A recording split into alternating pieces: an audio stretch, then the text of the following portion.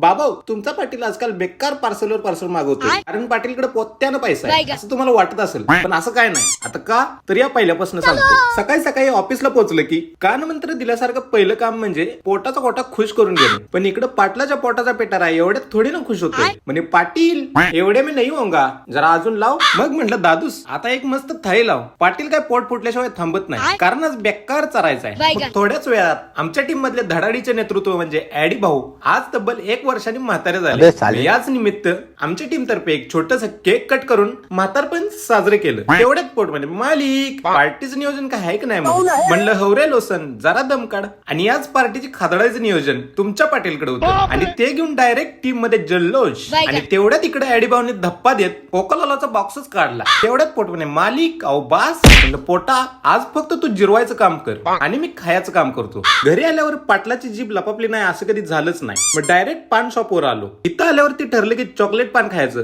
घेतल्यावर काय आलं पान कमी चॉकलेट जास्त आहे. माणसानं हावर असावं आणि एवढं नसावं. तेजाभाईनं चॉकलेट खाताना तोंडाचा भाग नकाशाच बदलून ठेवला. रूमवर आल्यावर पण आमच्या अंगातली किडे काही कमी नव्हते झाले. आता का ते तुम्हीच बघा.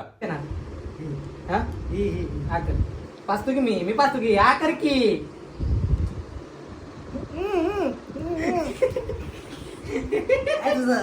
असो आता पाटील आणि गँग लवकरच तुमच्यासाठी रील घेऊन येणार आहे. त्यामध्ये बेकार कॉमेडी आणि धमाल आहे. मग आत्ताच फॉलो करून ठेवा. मग भेटू लवकरच. पर्यंत जय महाराष्ट्र.